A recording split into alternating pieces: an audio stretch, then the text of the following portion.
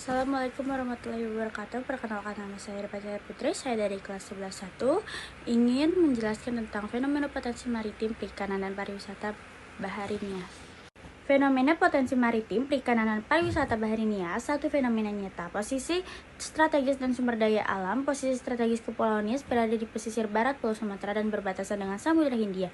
Posisi ini sangat strategis, sering disebut sebagai titik paling barat Indonesia dan mempengaruhi kondisi lautnya, termasuk gelombang besar dan spot untuk surfing. Misalnya di Pantau Sorake, Nias Selatan, dan kekayaan sumber daya perikanan. Nias juga memiliki pulau-pulau kecil terluar, contoh Pulau Bunga dan Pulau Simuk.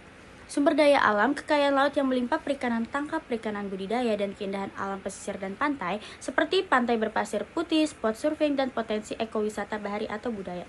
Nias juga kaya akan hasil pertanian seperti kelapa.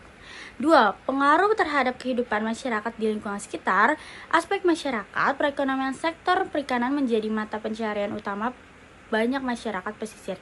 Sektor pariwisata, surfing, wisata pantai, menciptakan lapangan kerja dan meningkatkan ekonomi lokal, penginapan, pemandu UMKM. Budaya dan tradisi, misalnya tradisi melompat batu, arsitektur rumah adat, menjadi daya tarik wisata yang jika dikelola dengan baik dapat melestarikan budaya, sekaligus meningkatkan kesejahteraan. Aspek lingkungan positif, pemanfaatan potensi ekowisata dapat mendorong kesadaran dan upaya pelestarian terumbu karang dan ekosistem pesisir karena menjadi aset utama wisata.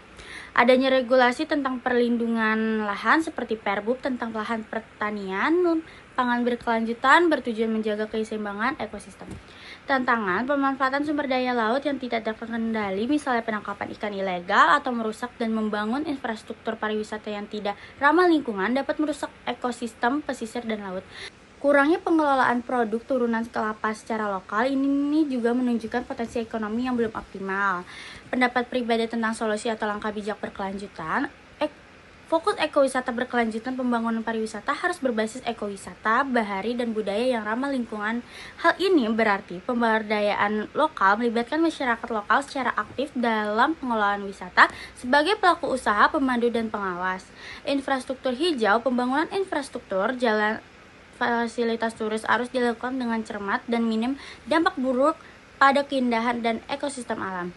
Edukasi dan promosi, mengedukasi wisatawan dan masyarakat tentang pentingnya menjaga kebersihan laut, tidak merusak terumbu karang, dan melestarikan budaya. Optimalisasi sumber daya alam SDA lokal, mengembangkan industri pengolahan hasil perikanan dan pertanian, misalnya kelapa, secara lokal untuk meningkatkan nilai tambah bagi masyarakat Nias, bukan hanya menjual bahan mentah. Menerapkan praktik penangkapan ikan yang bertanggung jawab, mengawal implementasi peraturan tentang perlindungan lahan.